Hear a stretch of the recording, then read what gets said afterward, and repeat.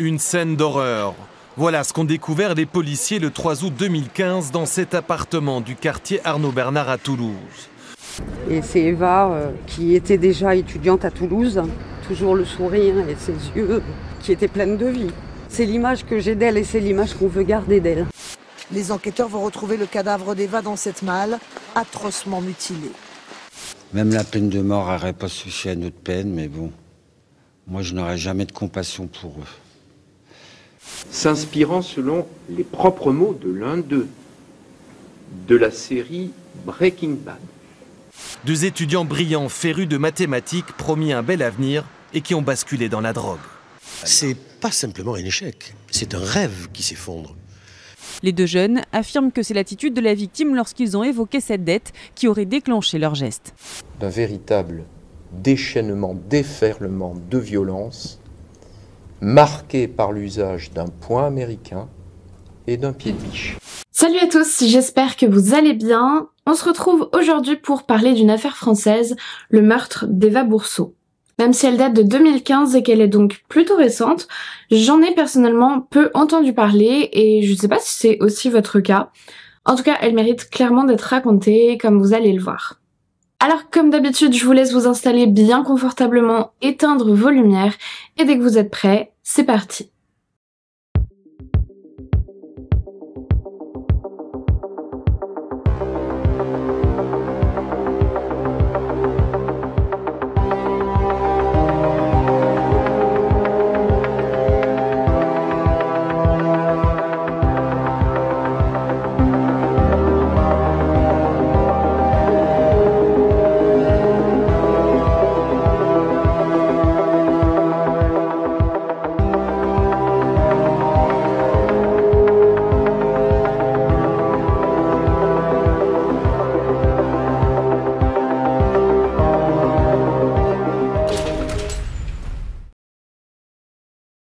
Nous sommes le 30 juillet 2015 à Toulouse.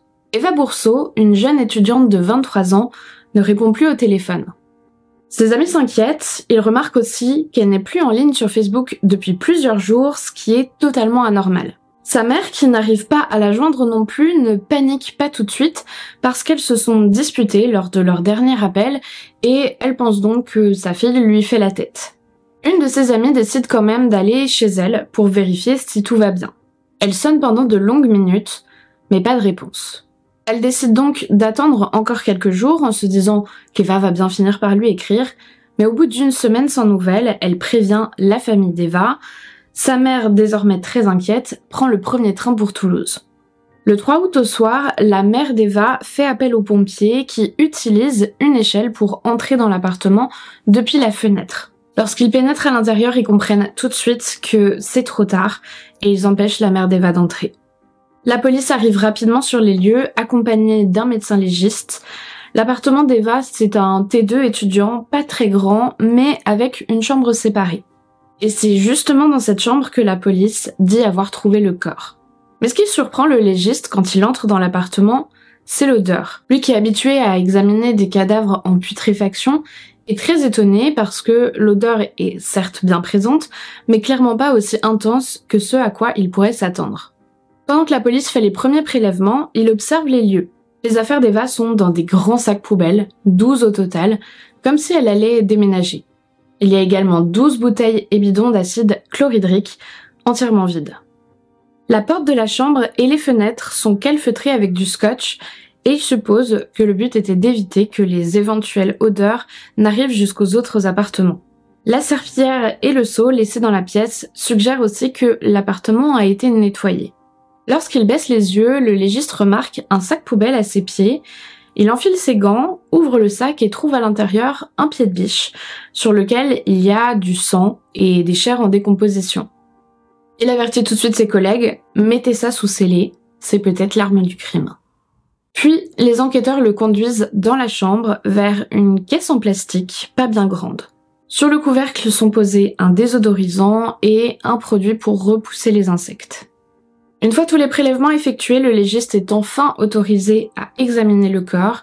Il soulève le couvercle de la boîte et voit ce qui deviendra l'une des images les plus terribles de sa carrière. Un corps de femme replié en position fétale qui baigne dans une sorte de liquide. Le corps est comme comprimé pour rentrer dans une si petite caisse.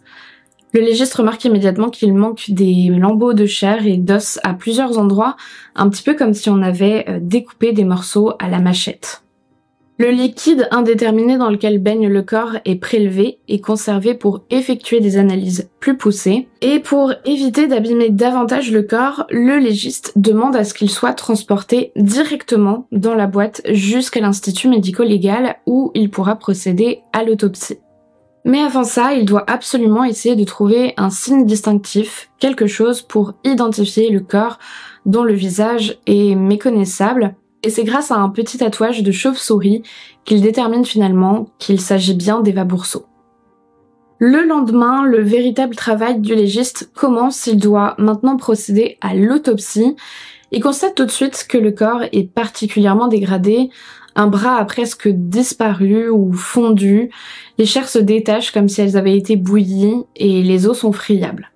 Il comprend qu'Eva a probablement été plongée dans de l'acide chlorhydrique et que ce qu'il avait pris pour des coups de machette étaient en fait les zones où l'acide a rongé les chairs. Même si le corps est en très mauvais état, il constate quand même beaucoup de lésions et d'échymoses qui montrent que la victime a été frappée et qu'elle a cherché à se défendre. Le nez est cassé et le crâne présente plusieurs blessures qui semblent correspondre aux pieds de biche retrouvés dans le sac poubelle. Pour la famille de la jeune femme, c'est extrêmement violent. Le corps d'Eva est si abîmé qu'ils ne peuvent pas le voir. C'est donc un corps recouvert par une bâche qu'ils font leurs adieux. Et c'est Eva qui était déjà étudiante à Toulouse, toujours le sourire et ses yeux qui étaient pleins de vie. C'est l'image que j'ai d'elle et c'est l'image qu'on veut garder d'elle. Eva Bourseau avait 23 ans au moment de son meurtre.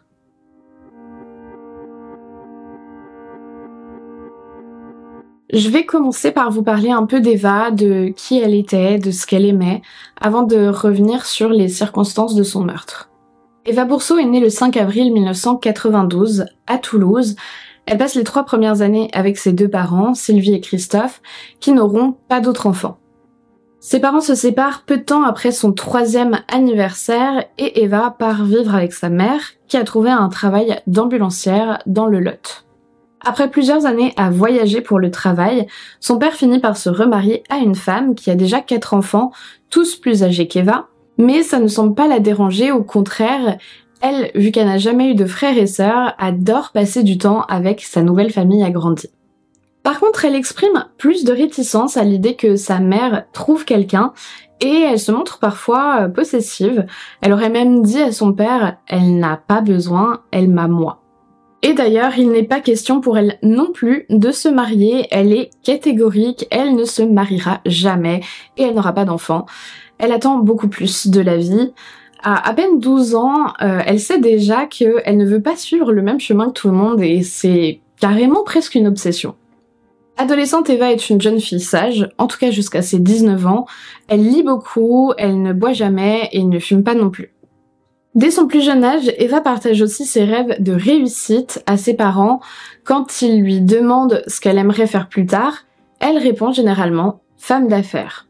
D'après son père, Eva était très attirée par l'argent et pour lui, il se peut que ça ait joué un rôle dans tout ce qui est arrivé par la suite. En 2011, elle décroche son bac et s'inscrit en licence de japonais à l'université de Toulouse, mais elle ne réussit pas son année. Elle se laisse pas abattre pour autant et elle va décrocher un job de vendeuse de revues en porte-à-porte, mais elle déchante très vite parce que ses employeurs profitent d'elle et elle va très mal vivre cette situation. Elle s'éloigne de sa famille et semble traverser une période difficile, mais refuse qu'on l'aide. Elle finit quand même par se réinscrire en histoire de l'art, toujours à Toulouse, et c'est là qu'elle commence à sortir, à se faire des amis et à faire la fête. Elle, qui avait toujours été très sage, rejoint même l'association des Faluchards, une organisation étudiante à l'origine de fêtes, mais aussi de bizutage. Elle entre aussi dans l'univers des soirées techno, commence à fumer des joints, et à prendre pas mal d'autres drogues, genre MDMA, speed et LSD. Et puis comme je vous l'ai dit, Eva a toujours voulu gagner beaucoup d'argent, être une femme d'affaires. Ses rêves de grandeur la rattrapent, alors elle commence à dealer pour se faire de l'argent et satisfaire ses envies de voyage et de luxe. Petit à petit, elle économise de l'argent en liquide qu'elle cache derrière son lit. À partir de 2014, Eva arrête totalement d'aller en cours et semble aussi sombrer dans une forme de solitude. Elle s'éloigne de ses amis de longue date. Et puis le déménagement dans le sud-est de sa meilleure amie qu'elle avait rencontrée pendant ses études d'histoire de l'art l'a fait beaucoup souffrir. Environ 3 mois avant son meurtre, elle passe sa journée d'anniversaire seule.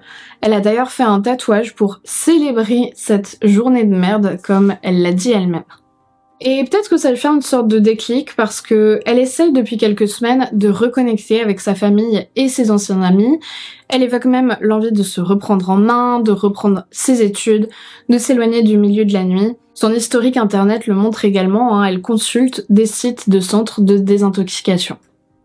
Mais il est difficile de s'éloigner de la vie dans laquelle elle a plongé et certains problèmes semblent la rattraper. Des SMS retrouvés dans son téléphone montrent que, par exemple, elle se sentait pas en sécurité. Je suis dans la merde car des clients me doivent 5 000 €.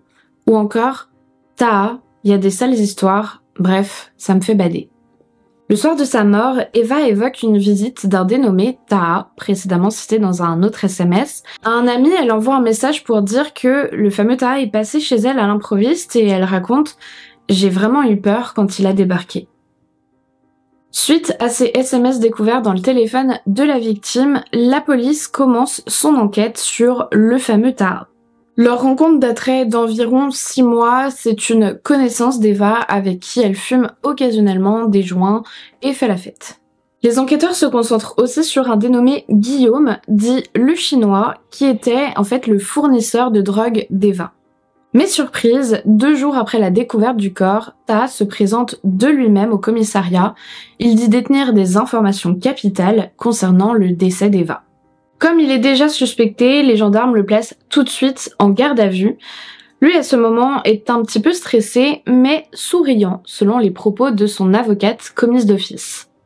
Taha Mrani Alaoui est né le 31 octobre 1993. Lorsqu'il se présente au commissariat, il a donc 23 ans. C'est un jeune homme inconnu des services de police, d'origine marocaine, qui est arrivé depuis environ 1 an et demi en France pour intégrer une prépa d'ingénieur réputée à Toulouse. C'est un garçon décrit comme brillant, il a obtenu au Maroc son bac en sciences mathématiques avec une mention très bien et a failli entrer à Polytechnique. Il est également issu d'une famille considérée comme noble au Maroc dans la lignée royale éloignée. Bref, c'est pas le profil habituel de ceux qui se retrouvent généralement en interrogatoire pour une affaire de meurtre aussi sordide.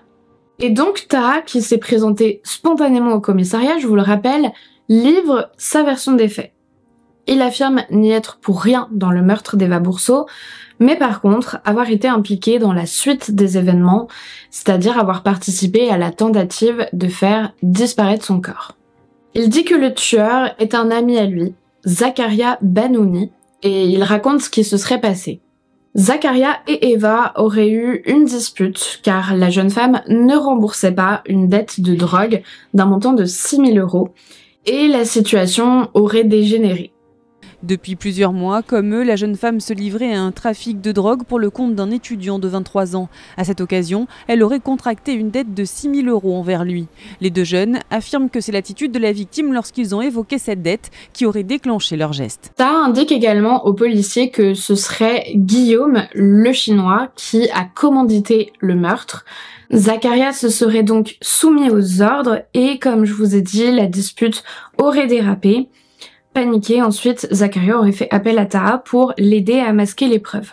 La désinvolture de la victime par rapport à cette dette, alors même que la tête de réseau est décrite comme quelqu'un de dangereux, d'armé, les aurait déterminés à faire preuve sur elle d'un véritable déchaînement, déferlement de violence marqué par l'usage d'un poing américain et d'un pied de biche. Des déclarations confuses, l'un des auteurs affirme que le but de la visite était bel et bien de supprimer la victime et de lui dérober des objets pour compenser cette dette. Après le meurtre, les deux étudiants ont tenté de faire disparaître le corps de la jeune femme. Comme ils l'avaient vu dans une série télé, ils ont acheté de l'acide et une malle afin d'y plonger le cadavre et le dissoudre. Ta étant très proche de Zach, il aurait accepté de lui prêter main forte pour effacer toutes les preuves.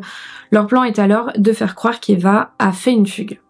Dans les jours qui suivent l'homicide involontaire, il commence à mettre les affaires de la victime dans des sacs poubelles et s'occupe dès le début à en sortir au compte-gouttes pour vider l'appartement, comme on va le voir notamment sur des enregistrements de caméras de surveillance.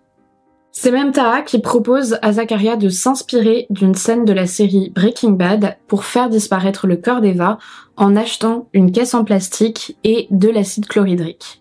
Voici plus spécifiquement comment il décrit la scène à ce moment-là.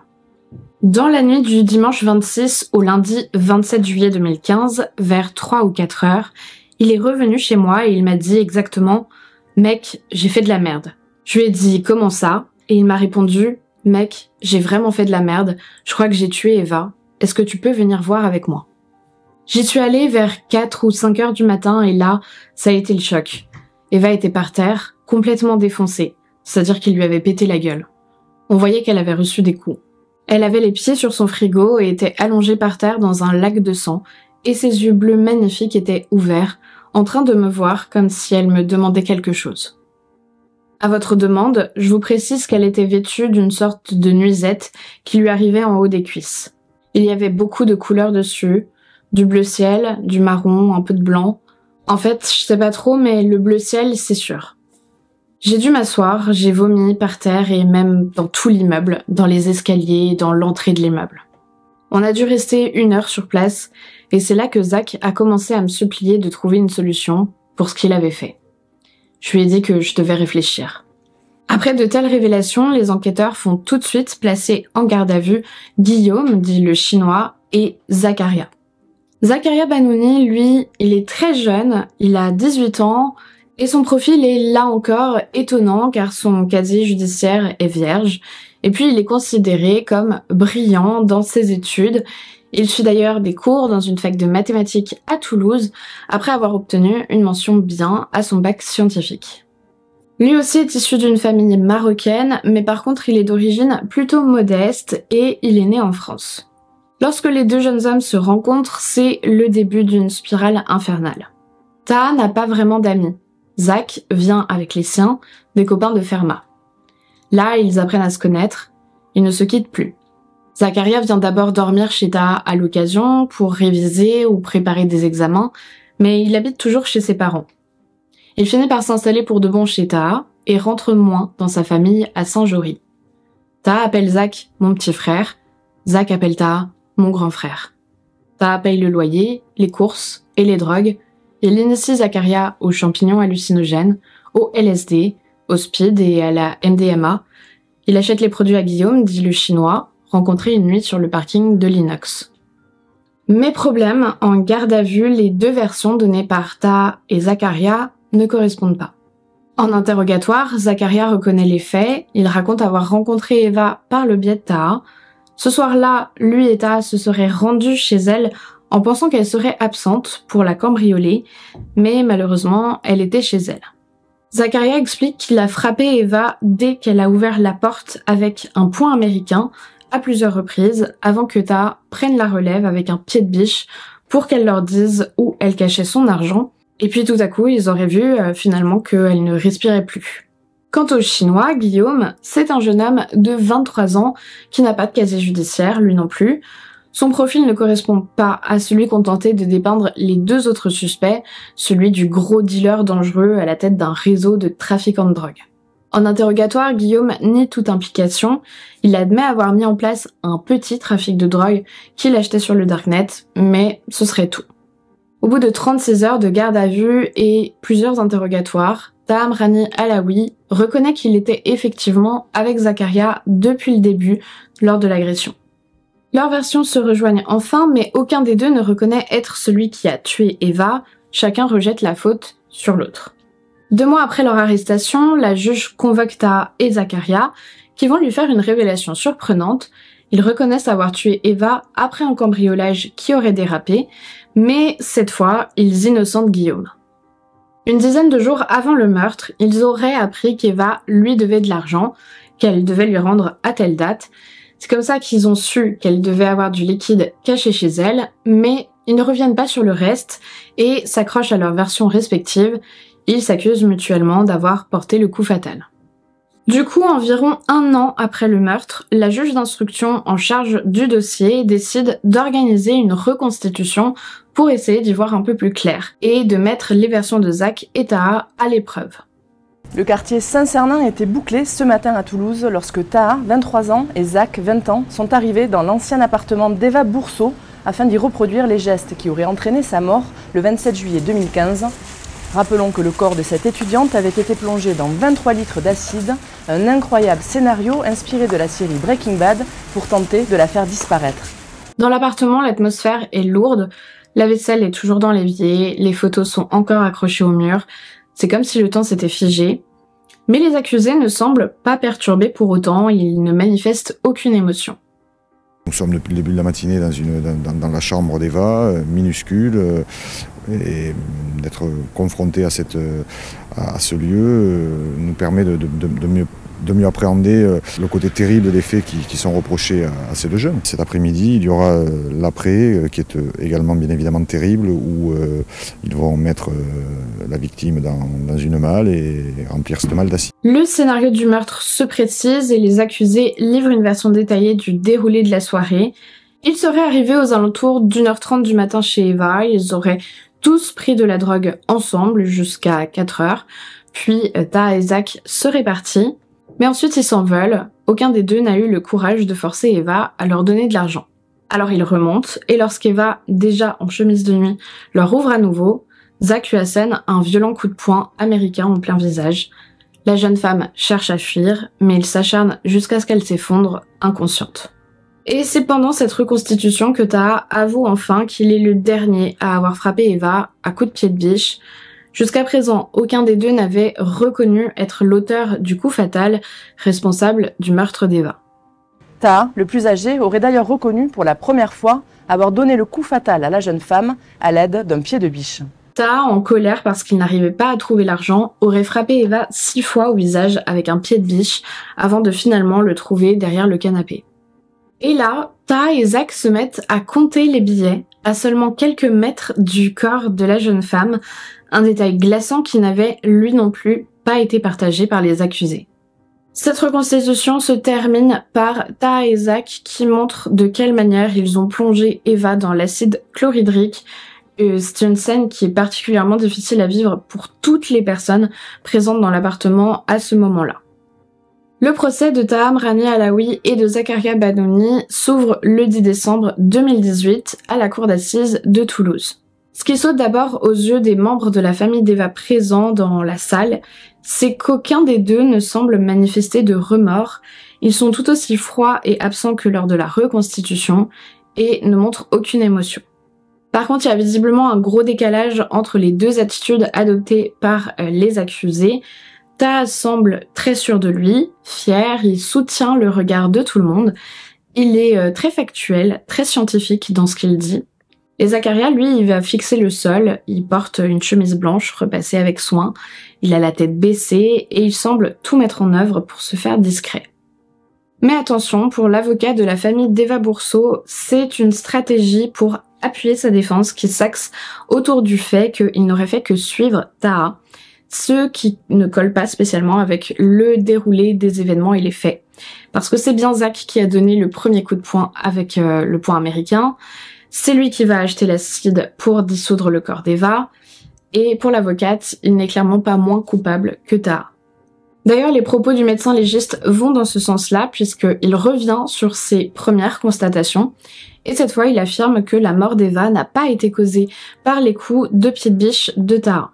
Son décès serait en fait dû à l'asphyxie liée à la perte de connaissance causée par les coups de poing américains. Bon, ce qui ressort malgré tout du procès, c'est que Taha, plus âgé que Zakaria, exerçait une forme d'influence sur lui. D'ailleurs, c'est Taha qui connaissait Eva, pas Zach. C'est lui qui aurait eu l'idée du cambriolage. C'est lui qui a pensé à dissoudre le corps comme dans Breaking Bad. Sans surprise, la défense de Zach et de Taha va s'axer sur les ravages de la drogue, du style « regardez ce que peut causer la drogue, regardez comment elle peut détruire l'avenir de ces deux jeunes hommes aussi brillants qui avaient tout pour réussir ». Ils vont lourdement insister sur l'impossibilité pour Zach comme pour Taha d'assumer un échec scolaire et de décevoir leurs parents. La drogue aurait été une sorte d'échappatoire pour éviter d'affronter leurs échecs et ils se seraient laissés engloutir par les substances au point de ne plus vivre que pour ça. Un jeune de 18 ans dépressif qui va faire une mauvaise rencontre. Taha, le grand frère, son modèle. Celui qui va organiser le macabre cambriolage d'Eva Bourseau. Qui va l'amener vers la drogue? Qui va distribuer à l'envie gratuitement avec une générosité qui le caractérise? Parce que lui est dans cette chute, c'est Taha. Et voilà ce gamin de 18 ans à peine construit, à qui on va mettre sous le nez toutes les drogues possibles et inimaginables. Et à raison de son mal-être et de tout ce que j'ai expliqué, celui-ci va s'engouffrer là-dedans. Donc encore une fois, je dis, sans Taha, Zach ne serait pas là. Une accusation très lourde que les avocats de Taha ont combattu de toute leur force. Car lui aussi a connu l'échec dans les études, ratant de peu Polytechnique. Un tournant dans sa vie, comme l'explique son avocat, Maître Édouard Martial. C'est pas simplement un échec, c'est un rêve qui s'effondre. Ça se brise sur tout ce qu'on lui a dit et sur tout ce qu'il était susceptible de représenter par rapport notamment à sa mère qui était un ingénieur. Et là, on comprend plus ce qui se passe. Ça éclate de partout. Et je crois que ces fêlures-là, c'est l'explosion. Et les produits stupéfiants sont ceux qui viennent combler, parce qu'il n'y a pas d'amitié, il n'y a rien. Mais ni l'avocat général, ni les jurés ne semblent réellement convaincus par cet argument. Après environ 2 semaines de procès, et au terme d'un délibéré de seulement 4 heures, le verdict tombe, 25 ans de réclusion criminelle pour Zakaria Banouni, et 30 ans pour Taha Amrani Alaoui. Ils n'ont pas fait appel de cette condamnation. Une photo pour ne pas l'oublier. À l'issue du verdict, le père d'Eva Bourseau ne cache pas son émotion. Même la peine de mort n'aurait pas suffi à notre peine, mais bon, moi je n'aurai jamais de compassion pour eux. Leurs parents, je peux comprendre leur malheur, mais ça ne sera jamais à mon niveau, à moi. Et puis voilà, va falloir continuer avec. La préméditation n'a pas été retenue contre les 2 meurtriers présumés.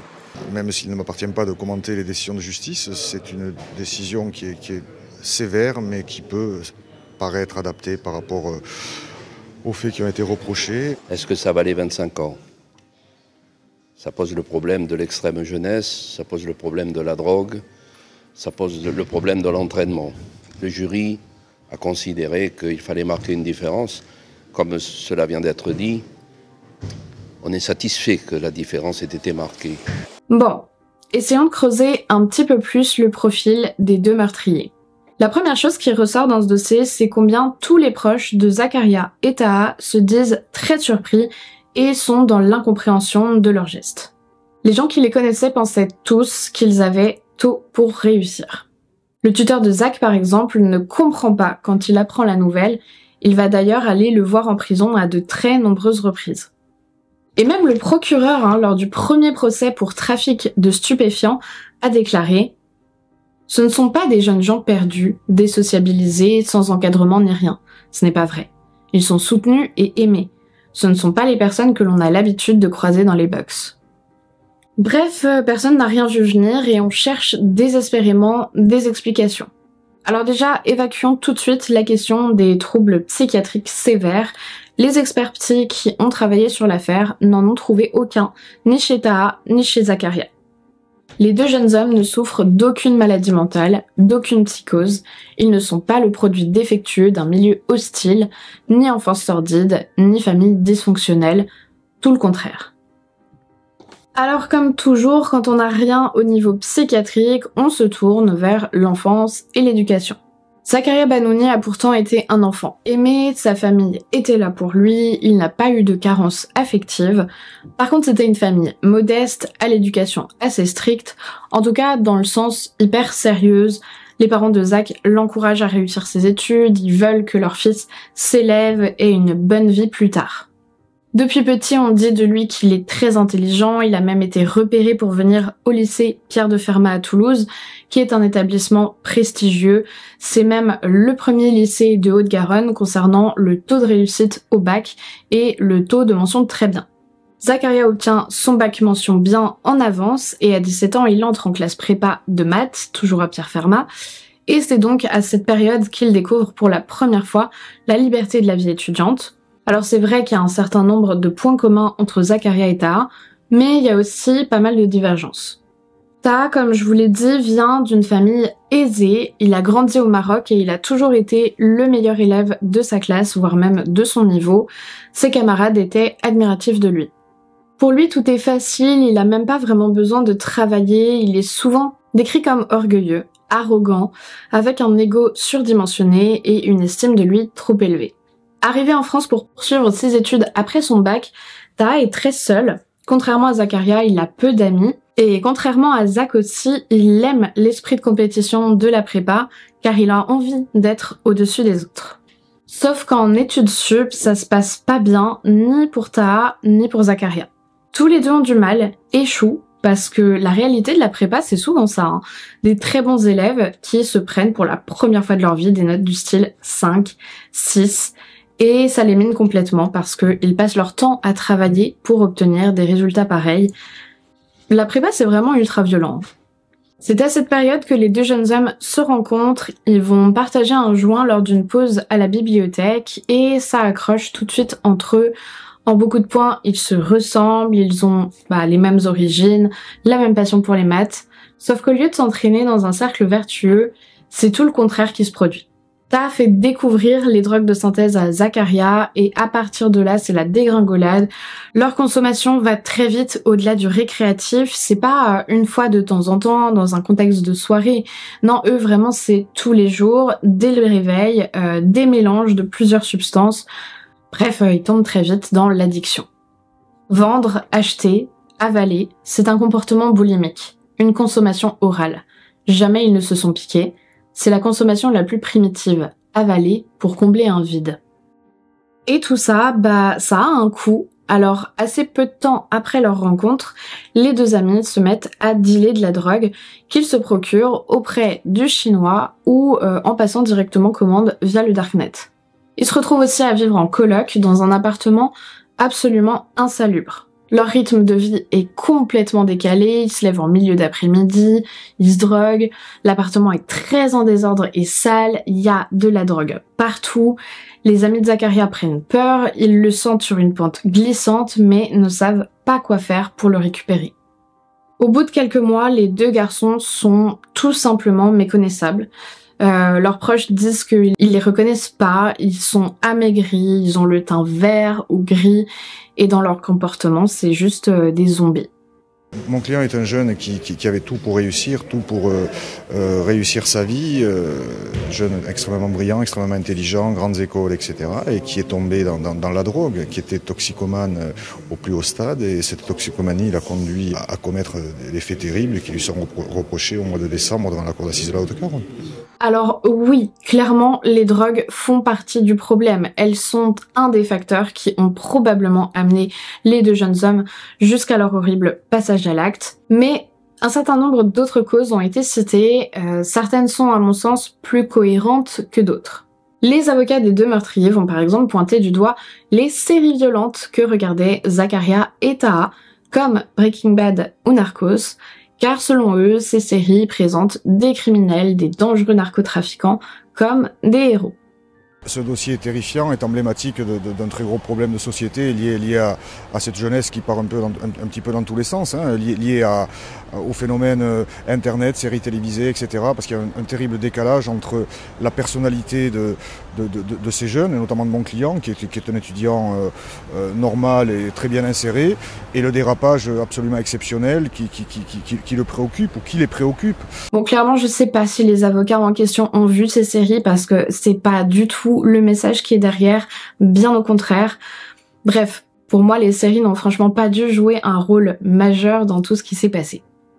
Ce qui est plus intéressant par contre, c'est que en fouillant dans le passé de Zakaria, on trouve 2 traumas qui peuvent l'avoir fait basculer dans un état dépressif qui lui-même a ensuite pu entraîner sa chute dans la drogue. En 2013, presque coup sur coup, Zakaria vit 2 chocs violents.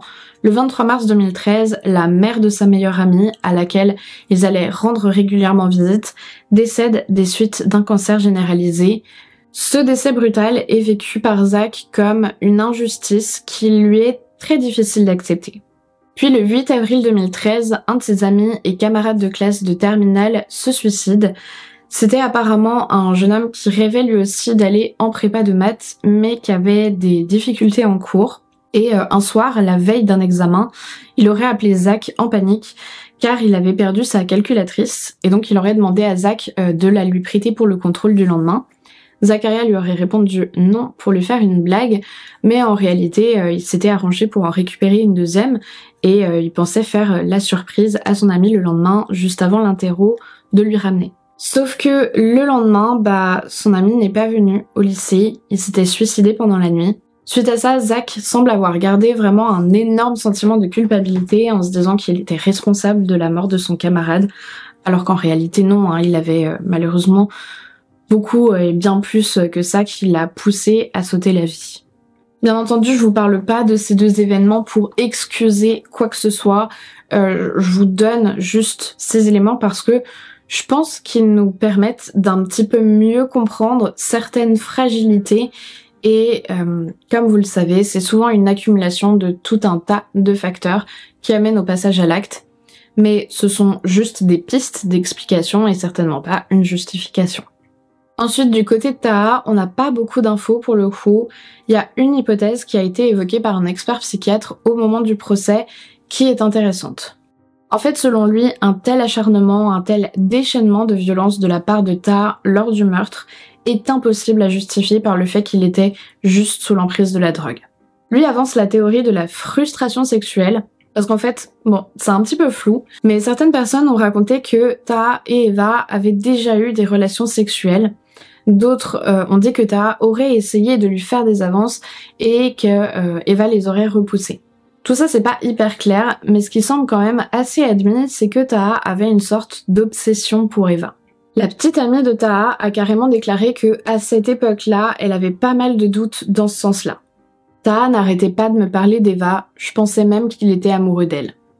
Et du coup, ça semble pas incohérent d'imaginer qu'en effet, à la base, Zach et Taha seraient venus pour un mobile financier avec l'intention d'intimider, voire d'agresser physiquement Eva pour obtenir l'argent, mais sans la tuer, et que au moment où elle tombe au sol après les coups portés par Zakaria avec le poing américain, quand Taha se jette sur elle et s'acharne sur elle avec le pied de biche, là, le mobile serait beaucoup plus personnel. Je dis pas que c'est sûr que c'est ce qui s'est passé, j'ai pas de pouvoir de voyance ou quoi, mais c'est vraiment plausible. Et j'ai pas trop envie d'entrer dans des détails affreux pour rien, mais je sais que Taha a souvent parlé, après son arrestation, du fait qu'il était hanté par le regard d'Eva. Il avait d'ailleurs donné un papier à sa petite amie le matin avant d'aller faire ses aveux au commissariat, sur lequel il avait écrit « J'ai vu ses yeux d'un bleu magnifique fumer, se décomposer, il sortait de son crâne ». Et plus tard, il a répété aux policiers qui lui ont demandé pourquoi il avait donné ce mot à sa copine. Il fallait que j'écrive, j'étais obsédée par les yeux bleus dans la caisse. Après leurs arrestations, les familles des 2 tueurs ont eu des réactions pas tout à fait diamétralement opposées, mais presque. D'un côté, les parents de Taha ne sont jamais venus le voir en France depuis son arrestation et ils ont refusé de lui payer un avocat, de même qu'aucun de ses proches n'a accepté de venir témoigner lors du procès. Tandis que les parents de Zakaria, eux, ont tenté d'offrir la meilleure défense possible à leur fils en lui prenant un bon avocat. Ils ont aussi accepté de venir parler de lui et répondre aux questions lors du procès.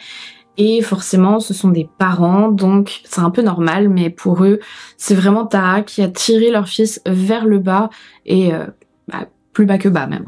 Bon, personnellement, j'imagine que c'est un petit peu plus compliqué que ça. Comme très souvent dans les cas de duo de criminels, c'est l'association de 2 personnalités avec leurs problèmes préexistants qui finissent par créer de véritables drames. Même si on peut avoir l'impression que c'est Taha qui a entraîné Zakaria dans sa chute, faut pas oublier que Zakaria a aussi sa part de responsabilité. C'est lui le premier à avoir attaqué Eva avec le poing américain. C'est probablement sous ses coups qu'elle est décédée. C'est lui qui a été acheté tout seul l'acide et la caisse, etc. Je voulais me reconnaître en lui, et lui s'est sûrement reconnu en moi. J'étais plein d'admiration pour lui. Son assurance, c'est la première chose qui m'a marqué chez lui. Le fait qu'il était marocain et qu'au fond de moi, j'ai toujours porté un désir identitaire, son prestige. J'ai été une mauvaise rencontre pour Zach, et lui a été une mauvaise rencontre pour moi. Je veux être très claire là-dessus. Mais, vous savez quoi ? Toutes les pistes que j'ai évoquées là, le décrochage scolaire, les traumas du passé, l'addiction à la drogue, le besoin d'argent, la frustration sexuelle, je vais être crue, mais ces choses-là, elles expliquent le meurtre à la limite, mais pas tout ce qui a suivi. Pas le fait de revenir chaque jour pendant une semaine pour rajouter de l'acide dans la caisse, pas toutes les horreurs qui ont été faites dans cet appartement et que j'ai même plus envie de répéter. Là, c'est complètement au-delà de tout ce qu'on peut comprendre dans le mobile. Je suis quelqu'un qui croit que l'on est plusieurs choses dans la vie. Je fais partie des gens qui pensent que l'on peut tous tuer quelqu'un. Ce que je n'ai pas compris, c'est la suite. Tout ce qui sortait dans la presse sur cette semaine-là, ça c'était hors de ce que moi, je pouvais comprendre. Là, on touche les limites de la compréhension et on ne voit plus qu'une chose qui est difficile à expliquer rationnellement, un profond manque d'empathie, une déconnexion totale du fait que la victime, avant d'être un corps dont on doit se débarrasser, c'est avant tout un être humain. Et ça, je sais pas si un jour on parviendra à mettre le doigt dessus. En vrai, ce qui fait qu'heureusement la plupart des gens qui se disent « j'ai vraiment envie de le tuer » ne le font pas, parce que y a la peur des conséquences, c'est sûr, mais pas seulement. Il y a des choses en nous, et j'aime pas parler de bien et de mal, mais vous savez, ce truc qui nous retient, qui fait que cette personne, même si on la hait profondément, on ne pourrait pas lui faire ça. On pourrait pas faire ça à ses parents, à ses enfants, à ses amis, à ses frères et sœurs, à son conjoint. Non. Et même si on tuait par accident ou dans une perte de contrôle, peut-être qu'on envisagerait de sauver notre peau. Peut-être que oui, on tenterait de s'enfuir, mais pas de faire ce qu'ils ont fait à Eva. Ça, je suis désolée, mais ça dépasse l'entendement. Bon, c'est assez rare que je fasse un écart comme celui que je viens de faire en vidéo de manière générale, donc on va revenir à l'affaire d'Eva Bourseau. Parce que cette histoire, c'est aussi l'occasion pour moi d'évoquer le fonds de garantie des victimes, qui est, je vous cite la définition officielle, un organisme chargé d'indemniser en cas d'infraction au titre de la solidarité nationale. Il se retourne contre les auteurs des dommages afin d'obtenir le remboursement des sommes versées aux personnes victimes. Cet organisme est financé par un prélèvement obligatoire sur les contrats d'assurance de biens et il peut être saisi par des victimes ou leurs proches. Dans le cas d'Eva Bourseau, le fonds de garantie a refusé de verser entièrement la compensation prévue, soit 40 000 € à chacun de ses parents, et pourtant c'est la cour d'assises de Haute-Garonne qui avait accordé cette indemnisation. Et le motif de ce refus est franchement scandaleux. Pour eux, Eva serait responsable de ce qui lui est arrivé. En gros, elle a été tuée parce qu'elle dealait de la drogue et qu'elle avait des dettes. Donc ses parents n'ont pas le droit de toucher la somme entière, mais seulement environ la moitié. Est-ce qu'il est vraiment nécessaire de rappeler que la jeune femme a été tuée dans des circonstances atroces et que c'est une victime et que rejeter la faute sur elle, ça revient à la rendre coupable de son propre meurtre en fait. C'est purement et simplement ce qu'on appelle du victim blaming, ce qui est un mécanisme que vous connaissez sûrement, qui peut s'avérer très dangereux puisqu'il inverse les rôles de la victime et du coupable. On va en fait rendre une personne responsable d'une faute ou d'une situation qu'elle n'a pas cherchée volontairement et parfois on trouve même des circonstances atténuantes à l'auteur des faits.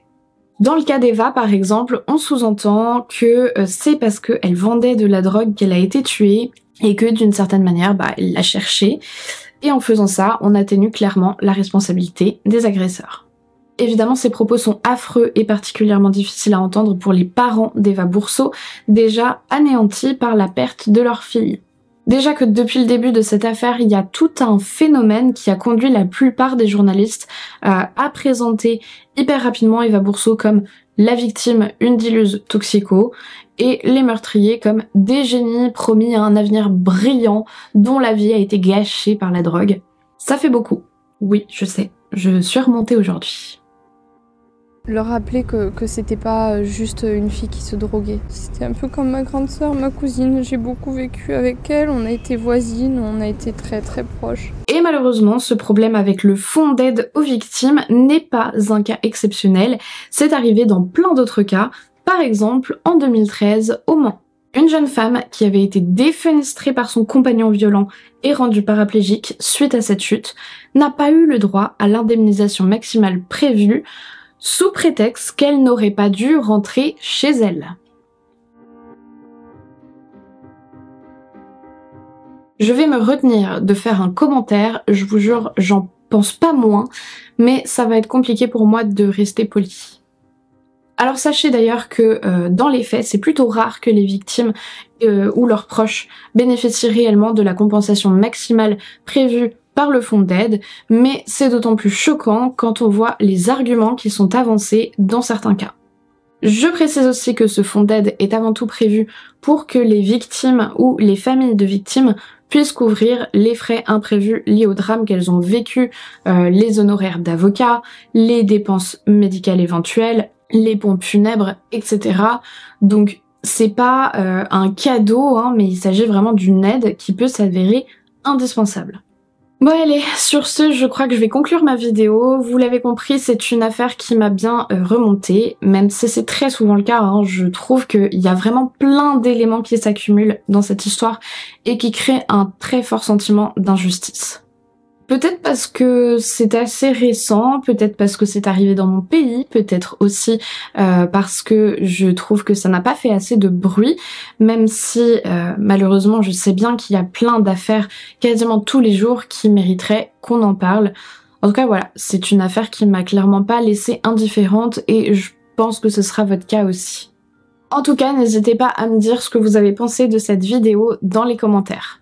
Si jamais vous avez envie d'en savoir un peu plus sur l'affaire d'Eva Bourseau, je vous recommande fortement le premier lien que vous allez trouver dans la liste des sources en barre d'infos.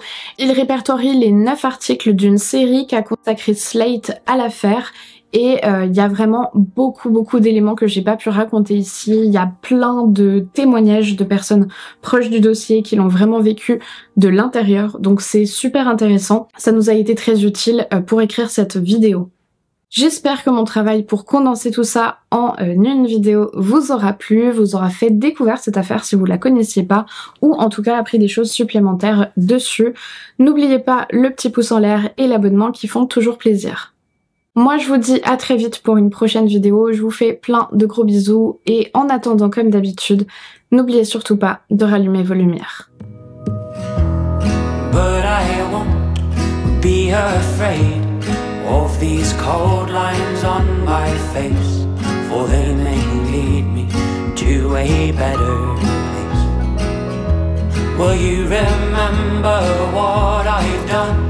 Will you remember where I